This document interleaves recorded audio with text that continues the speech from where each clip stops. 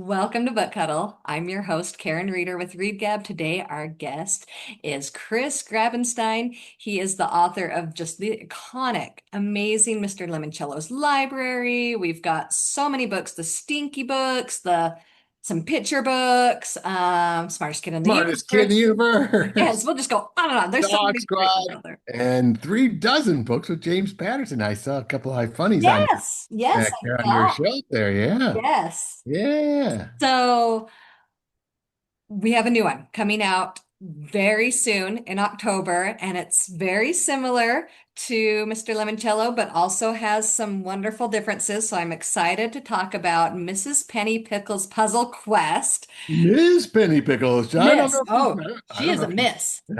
Ms. MS. Miss Pennypickle's Puzzle Quest. Perfect. All right. But first, Chris, I want to take a second and let's hear about you besides being an author. Tell us a little bit about you. Well, besides being an author, I live here in New York City, and I first moved to New York to be an actor. I wanted to be a comedian. I wanted to be on Saturday Night Live, and so I did improvisational comedy for many years. And Bruce Willis was in my troupe before he shaved his head and moved to California and became Bruce. Neat.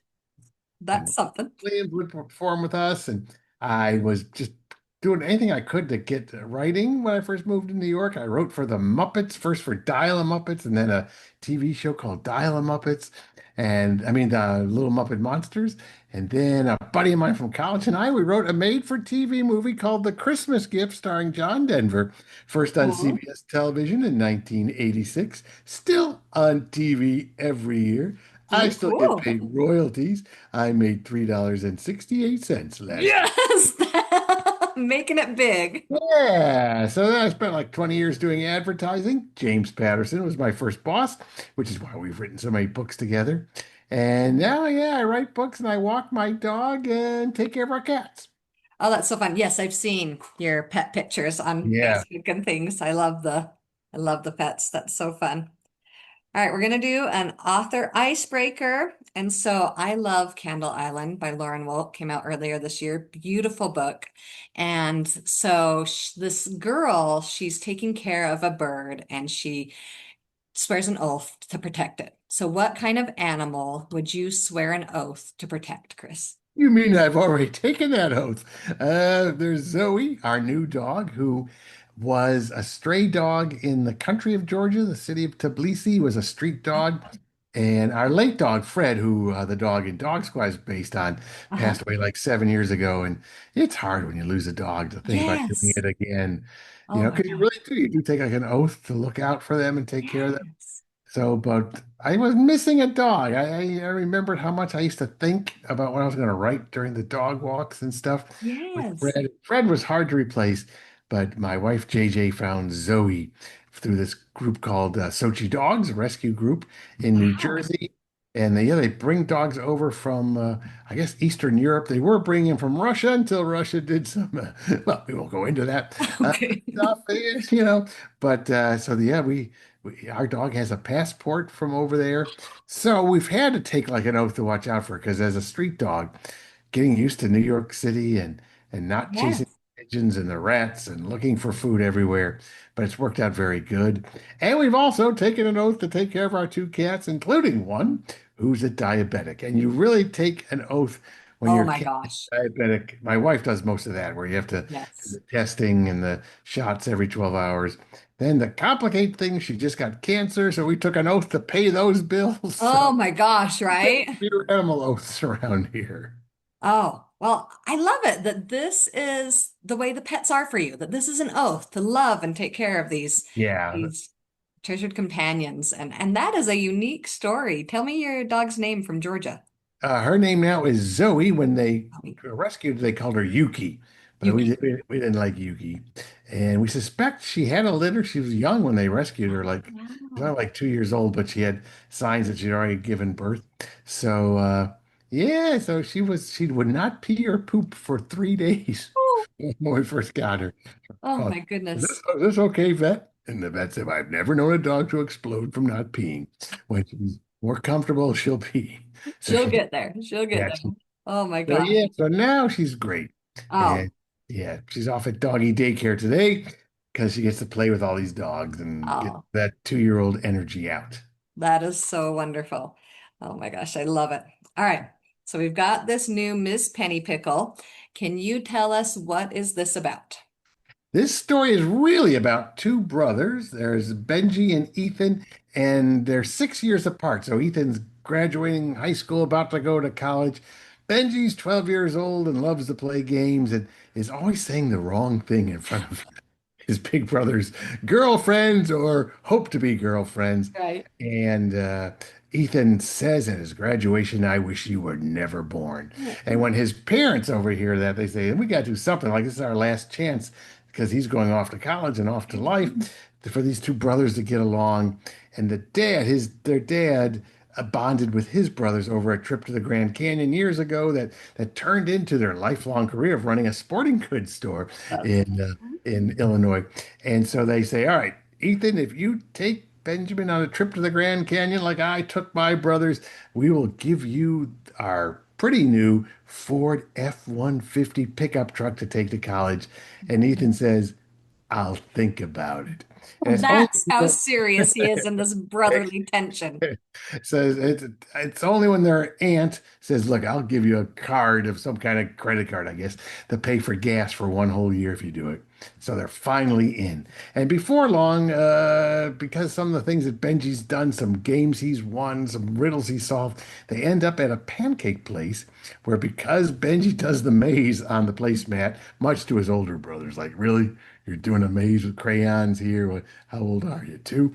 And that leads them, though, into what turns out to be sort of an amazing race being sponsored by Ms. Pennypickle, who made a fortune making jigsaw puzzles when everybody was stuck at home playing with jigsaw puzzles, and now is going to give away $1 million prize.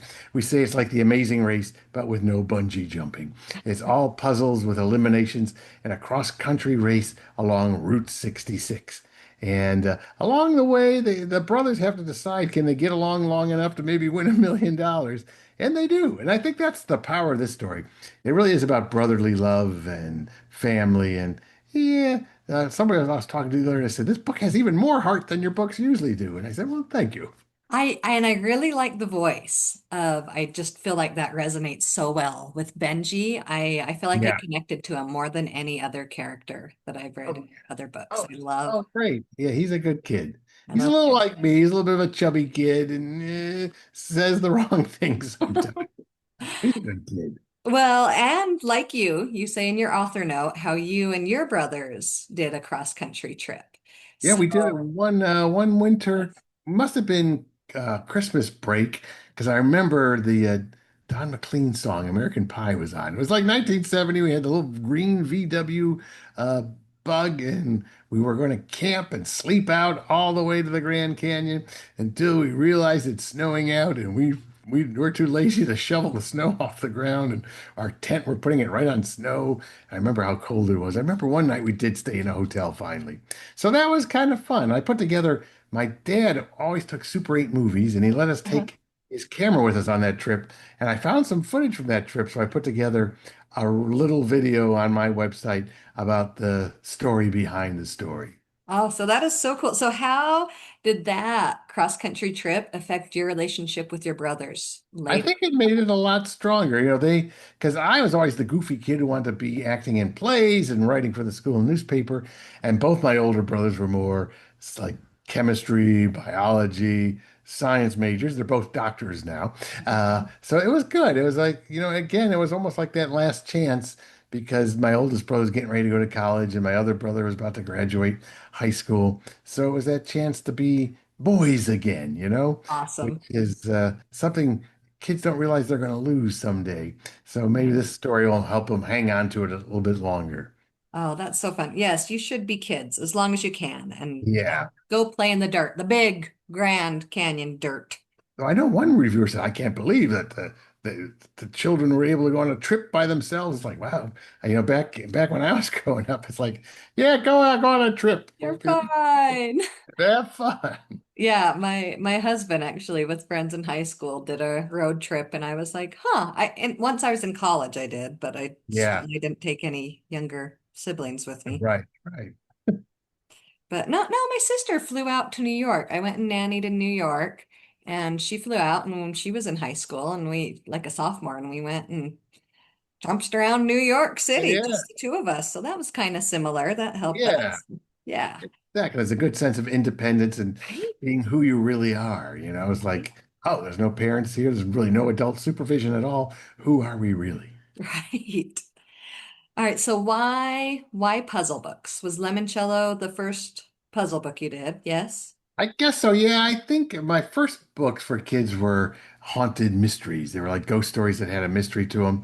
And I think I'm always writing for the reluctant reader that I used to be. I like to think it's a super critical reader, someone who wants Critical. to I like that only read, phrase a lot. yeah, the stories that get like a movie projector going in your brain. And I realized growing up that the books I loved to read were mysteries because when you're reading a mystery, it's almost like you're doing a crossword puzzle. It's like there's clues you can figure things out before the characters do. So that makes you much more involved with the story as opposed to reading luscious descriptions of the flora and the fauna. So those things just kind of bore me. So, and I did learn in Lemoncello, I get so many kids who are reluctant readers writing to me saying this is the first book I ever finished. Nice. And it's something about those puzzles that make the whole reading experience a little more interactive and helps readers. I remember when I was a kid and I was reading a book with some illustrations and go, oh, a picture. I get to take a Right. break from reading and look at the picture. Okay, I can read some more now. And the puzzles do that too. It's kind of like a good play along.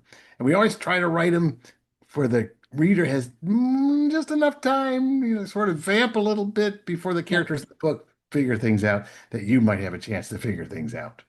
Yes, and it just when somebody picks a book up off the shelf, the first thing they do is just thumb through it and seeing those images and then that extra space that that puzzle will create when you have, some letters or pictures on there. Right. I think it makes it feel more consumable for sure. Exactly. And we're up against short attention spans right now. So anything we can do to get kids to read, I think, is let's go for it. The win. Yeah. Absolutely. So, how does it go? Let's talk about Miss Pennypickle. You finished Lemoncello. How did you go about starting a new puzzle book? Do you Well, come up with it's kind of what like first? when you write a sequel or anything, you always say, I want the same but different. Right. So I said, all right, that worked out nice. Mr. Lemoncello was sort of a goofy, zany Yes. bazillionaire, but I don't want it to be exactly the same. So I made so obviously the Lemoncello and Pennypickle, they're sort of like fun names that hopefully you Yes. kids will remember, stick in their heads a little bit. And they're both eccentric, but in completely different ways.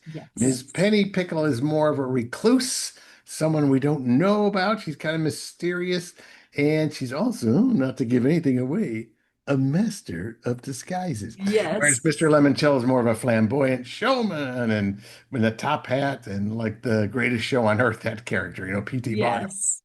And Pennypickle's kind of almost short. She's like, all right. She kind of has like an attitude a bit, She right? does. She has a little bit of a snippy edge to her. Right. But she's a lovable curmudgeon. So Yes. yes, whereas exactly where Limoncello is more like, come in, let's all have fun. And so I wanted to make it the same but different.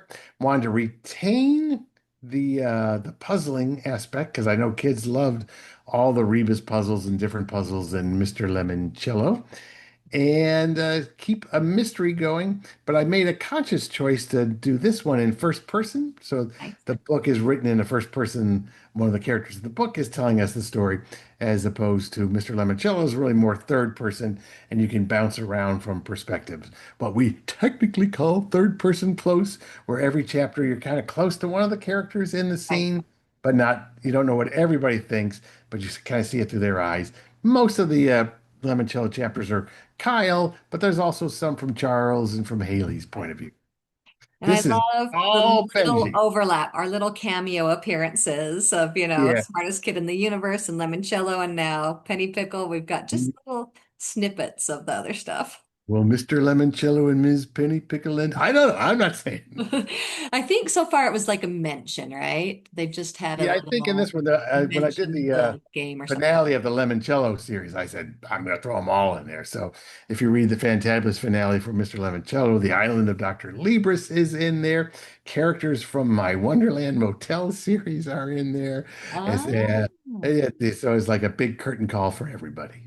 Nice, nice. I did not catch some of that. Well, and I didn't read some of the other ones. I've read a lot of Grabenstein, but I have Well, not. there's only 72, 73, so All right. I gotta get busy.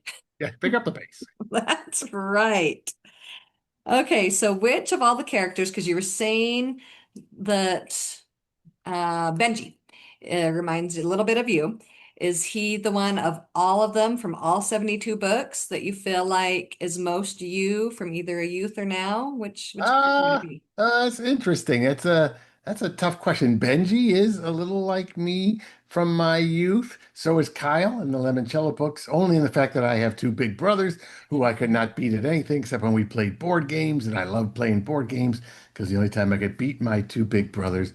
But of all the characters, I think Mr. Lemoncello is probably the closest to me. He's like a Nice. zany adult who's never forgotten what it's like to be a kid. I love So it. I think that's the closest to me. He was originally based on, I worked for the Muppets, and Jim Henson was the most creative person I ever met in my life and had all the money in the world. So his office was a zany place. When Right? you go there, they're puppet of Gonzo. Every time the front door was a five-story brownstone on the Uh-huh. Upper East Side of Manhattan. If you open the front door, Gonzo the puppet would automatically raise this big flash camera and a flash would explode every time someone came in the door. And then I did work with Robin Williams, who, as you know, is kind of a zany Yes. wackaloon. So originally I put Mr. Henson together with Robin Williams to create Mr. Lemoncello. But then the more I worked on it, the kids are always calling me Mr. Lemoncello, Nice. especially when I do a school visit. They say, "Yeah, you're just like him, aren't you?" Well, that's all the compliments, right? I Yes. like it. This little wacky, like in all of good, complimentary ways. Love it. Right. So, which of your characters then would be your best friend? I think Kimi Hughes, who is Kyle's best friend in the Lemoncello. Lemoncello stories, because everybody needs. I always tell kids, I when we're talking about story structure, it's like how you build a constellation. Like your protagonist is Kyle. Who does he need? Well, he needs someone who reads a lot of books. So the character of Sierra Russell. He needs someone who knows the way around the library, Miguel. But everybody needs a good friend who will bust their chops and knock them down a peg from time to time. And that's what Akimi does in those stories. Nice, nice. So your two main characters, they just couldn't be more different in Mrs. Pennypickle. The two brothers, and this just happens so often in real life that we've got family members that are stuck together because they're family and they're different. So how do you think that your book could be applicable to real kids? I think what's interesting is that you realize that you spend some time is like accept the talents that your siblings might have that you don't have, and maybe they might be useful to you too sometimes. Like I think it's like we all have talents and abilities and are worthy of respect. They may not be exactly the same as you, but they might have some things that you could maybe need. We Yes. complement each other, I think. Right? Right. And it's like a puzzle. Actually, this was a line from a book I recently read, The Secret of Honey Cake, that the puzzle fits together because they're different. A puzzle Right. doesn't fit together because each piece is the same. It's because they're different that they work together. And they all need something that the other one has so they Yes. can lock together. So Yes. yeah, we make a few mentions like that in Ms. Penny Pickle, Yes. where she's always talking about finding pieces that fit together. And then you have to, anyone who's ever done a jigsaw puzzle where you tried to jam two pieces Right. together that just wouldn't fit, sometimes that's going to happen too. Right. Yes. I love it. I love how important this family relationship is. And this keeps, what is her phrase that she keeps saying at the end of a chapter? If Family that plays together, stays stays together. together. Yeah, the Yeah, family I that think, plays together stays together. Yes. yeah, And those are some of my favorite memories. Like during that time when we were all forced to stay home, yeah. every night we would come together and I had a baby that was like 2 or 3 months old and we would lay her on the table. She wasn't even rolling and we would play games and we would have her there with us too. And Yeah. just as it continued, and that's now it's just Sunday nights that we do family game night. And those are some of our families just favorite memories and Yeah, road that's some of tripping. my favorite memories as a kid was my dad had one of these big poker tables with the felt in the middle, and he would let Nice. us use it to play Monopoly, and then we graduated to Risk and other board games. So And you need a special table for Risk because that's got to live there for a yeah, while. exactly. Yeah, so it was fun. And we That's would awesome. play on rainy days. In fact, there's a line in the first Lemoncello book where the mother says, "If you boys are bored, play a board game." And Yeah. my mother was the first one to actually say that to us on Nice. some rainy summer day when we were home from school. Oh, I love how much has been about your family and just remembering that and passing that on to the kids. Yeah. So much, like I was just saying, about your family and passing it on is similar, but how do you think books have changed from what you were reading as a kid to now? Well, that's why I always have to confess how old I am. When I was the age of the kids who are reading my books, we did not read books in school. There were a lot of great ones. Edward Eager, Half Magic, that kind of stuff was around when I was 10, 12 years old. But they made us read SRA in school, which were these color-coded essays where you read like a two-page essay, and then Right? there'd be like 10 or 20 comprehension questions at the end. And when you got done with the red ones, you got to read the blue ones. And you got done with the blue ones, you had to read the silver ones. And at the end of the year, maybe when you'd gone all the way through this big box, I think they were training us to take SAT tests. Uh, Right. they say, "All right, here's the book we're going to read, The Red Badge of Courage," which was like, I think, written 2 or 3 years after the American Civil War. And I was really glad my friend Antar had a Classics Illustrated comic book version of it, so I wouldn't have to fall asleep reading that book. So, kids today, I tell them, you are living in the golden age of books written specifically for you. They're like a lot of fast-paced, action-packed characters thing up. It's an amazing time to be a kid right now. A lot of good books to read. I think so. And so much in multiple genres and just trying to find every interest that the kid has. There's a book out there, Yeah, written in exactly. different ways. Yeah. I love it. All right. So I loved reading this. I love The Amazing Race, Bill. And so I made a series of just quick rapid fire questions that I All thought would right. be fun to ask you about just kind of based on the book. Okay. And we're just gonna, your own personal preference really quickly. Okay. What's your favorite flavor of pickle? Dill pickle. That's a classic, isn't it? Nice. Hot dog topping. I like pickle relish. Favorite soda flavor? My favorite soda flavor is either Coke Zero or Stewart's Diet Orange. Mm-mm. Nice. All right. Well, what soda flavor would you hate to have to chug if there was Uh, any kind of from any food and grossness? yes, we get into that a little bit in the book. There's a place on Route 66 where they have all these Is disgusting this sodas. real? Is it a real Oh yeah, place? Nice. that place Pop Soda Ranch. And there's actually because I grew up in Tennessee and I went to Knoxville and there's a little store there that has like a wide variety of these kind of interesting. And even when I was writing about it, the idea of drinking a mustard flavored soda just Mm. like turned my stomach sour. Oh, Some of the other ones are even more disgusting, but that mustard, I could taste it because I've tasted mustard like on my hot dogs. right, And the idea of bubbly mustard, drink right. guzzling. Just When I alone, it needs to complement something. yeah. Oh my gosh. All right. So this Route 66 or anywhere in the US, what is the favorite site that you have visited? Oh, that's a tough question. I have visited the Grand Canyon. I like that. I have found that a lot of sites aren't as exciting anymore because we've seen them all in high definition TV. It's like, oh yeah, that's what it looked like on TV too. So my favorite site would probably be, I don't know, there's some things here in New York City that I look at them and they remind me of when I first got here. So I'm gonna go with the Statue of Liberty. Nice. Okay, is there a site that you haven't visited that you'd love to see in the US? I tracked all my travels, all my, I used to write advertising. We traveled a lot, and Yes. all my books going to a lot of schools. I've never been to either of the Dakotas.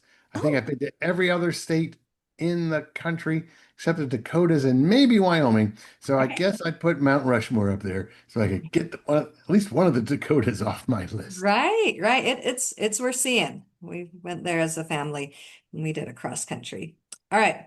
Which teammate would you choose to travel with? You can pick somebody real life as a kid, first of all.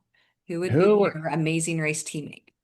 I think, well, if it was a puzzle quest, if it was like Miss Pennypickle's Yes. puzzle quest, I would go with my big brother Jeff because he was and is a genius.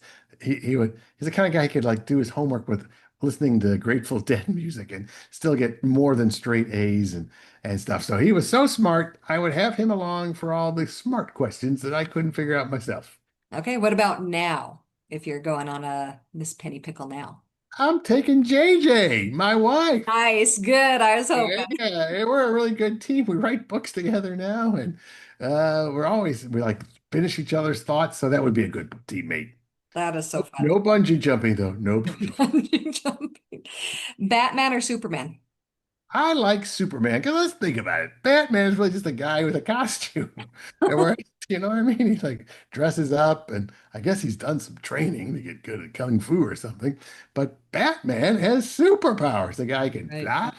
He can stop a locomotive. He can turn the earth backwards if you believe that first Superman movie. So yeah, if I'm going to become a superhero, I want superpowers. Superman. I absolutely would agree. All right, favorite audiobook. My favorite audiobook are the Stinky Stories, only because my wife and I do those books together. We get So to be, fun. she's a professional voiceover actress. I'm a guy who does goofy, funny voices, so I do all the goofy characters. So yeah, the Stinky Stories. And also my favorite, I had a lot of fun writing some Audible originals. The one Nice. called Riley Mack and the Other Oh Known yes, Troublemaker. the kids the same age or something, the birthday one. I listened to that one. Stuck. Yes, stuck. Heck, It's the kid who gets stuck at the same age. And those are a lot of fun because when I did advertising, I love doing radio commercials. I'm a fan of old radio dramas.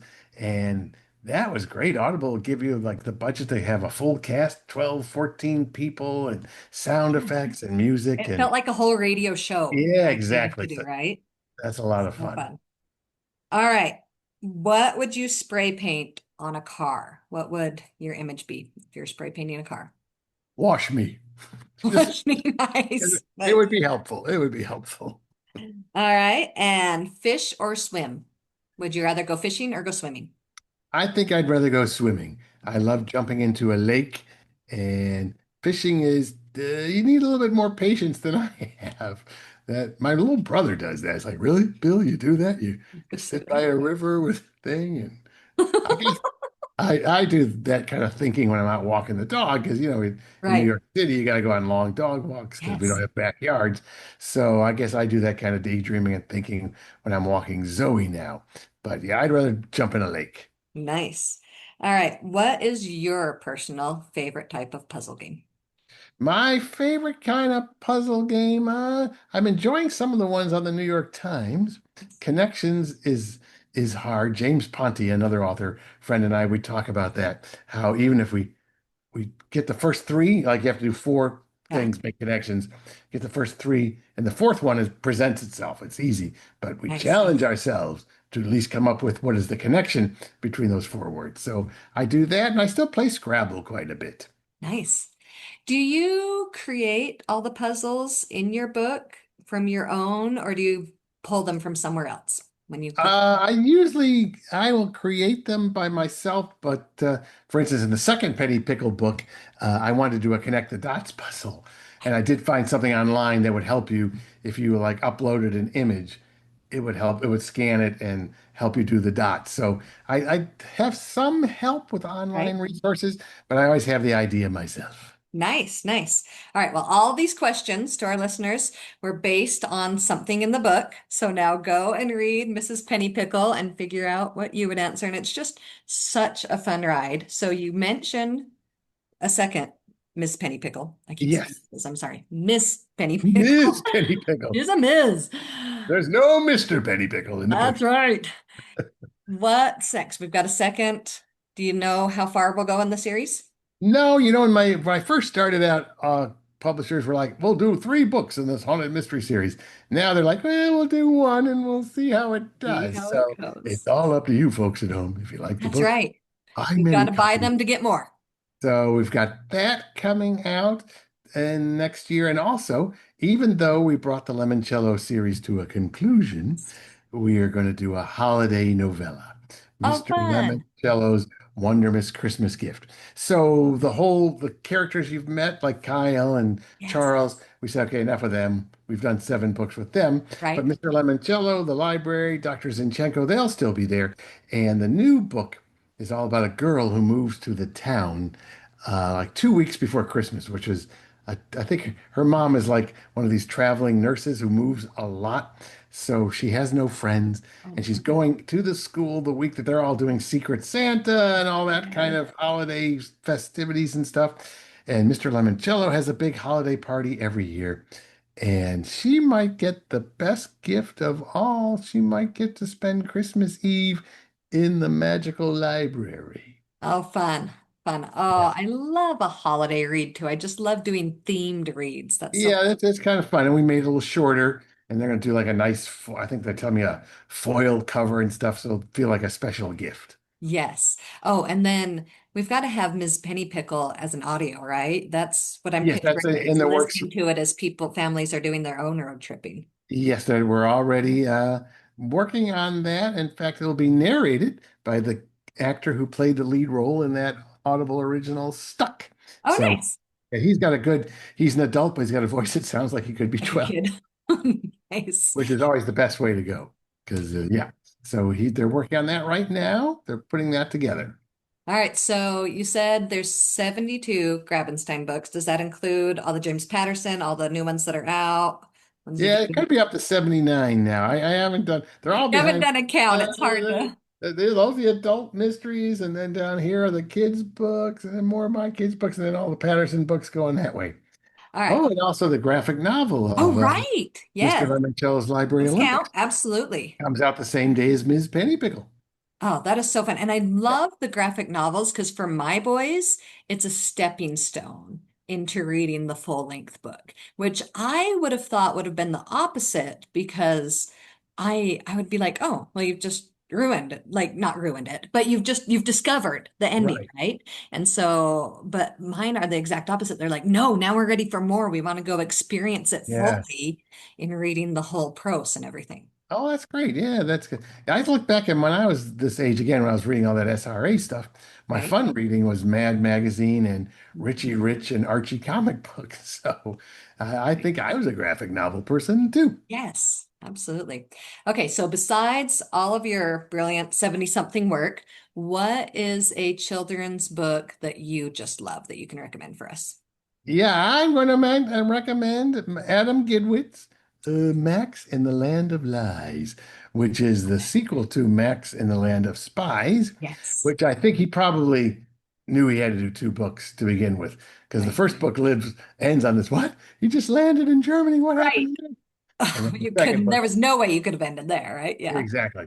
So I wanted to read some more of his stuff because I always loved everything he's done, the grim fairy tales and all those kind of things.